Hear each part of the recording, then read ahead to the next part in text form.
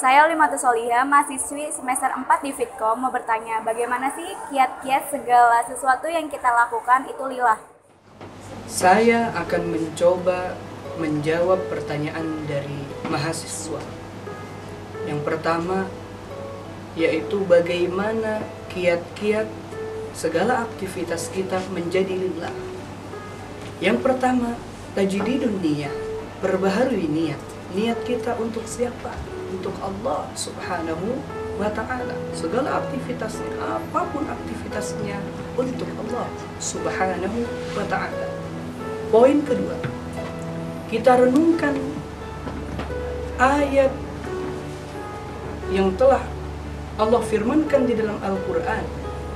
Untuk apa kita diciptakan oleh Allah Subhanahu wa ta'ala? Kita disuruh oleh Allah Subhanahu wa ta'ala untuk beribadah kepada Allah. Allah berfirman dalam surat Al-Bayyinah ayat 5. Wa ma umiru illa liya'budullah. Dan tidaklah aku menyuruh kepada mereka untuk beribadah kepada Allah Subhanahu wa ta'ala. Coba kita lihat suatu Al-Kisah. Siti Aisyah radhiyallahu anha bertanya kepada Rasulullah sallallahu alaihi wasallam, "Ya Rasulullah, kenapa engkau selalu bersyukur kepada Allah Subhanahu wa ta'ala dengan beribadah kepada Allah Subhanahu wa ta'ala? Kenapa engkau selalu beribadah kepada Allah Subhanahu wa ta'ala? Padahal dosamu yang lalu maupun yang akan datang sudah diampuni oleh Allah Subhanahu wa ta'ala, sudah dijamin oleh Allah Subhanahu wa ta'ala."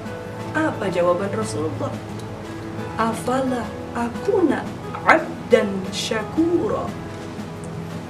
Wahai Aisyah, tidak bolehkah aku menjadi hamba yang banyak syukurnya?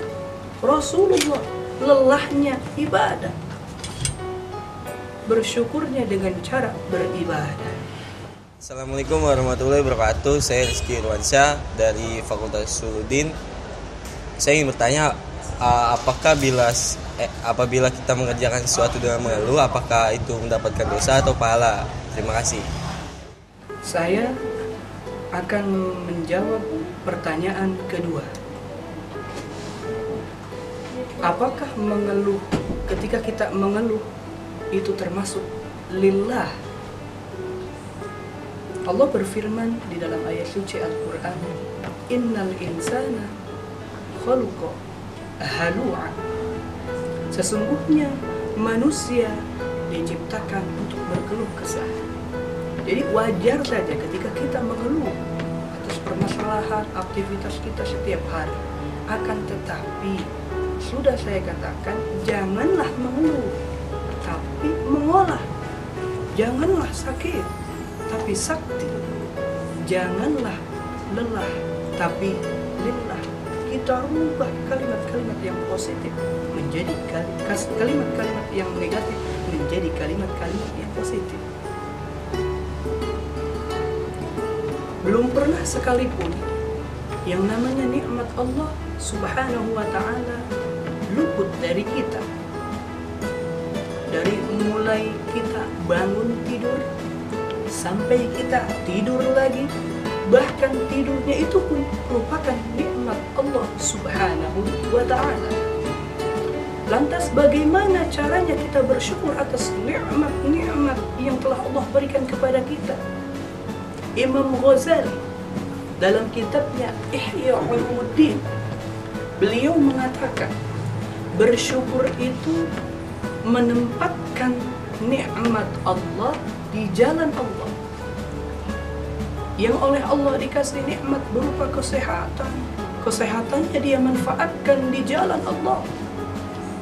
Yang oleh Allah dikasih nikmat berupa ilmu, ilmunya dia manfaatkan di jalan Allah. Yang oleh Allah dikasih nikmat berupa harta, hartanya dia manfaatkan di jalan Allah. Yang oleh Allah dikasih nikmat berupa pangkat, jabatan, kedudukan, jabatan, kedudukannya dia manfaatkan di jalan Allah. Pendek kata, apapun nikmat yang telah Allah berikan kepadanya, dia manfaatkan di jalan Allah Subhanahu wa ta'ala. Itulah arti bersyukur yang sebenarnya. Demikian pembahasan kita tentang tema mengubah kata lelah menjadi lillah. Semoga kita bisa selalu merubah kata lelah menjadi lillah. Semoga bermanfaat. Wassalamualaikum warahmatullahi wabarakatuh.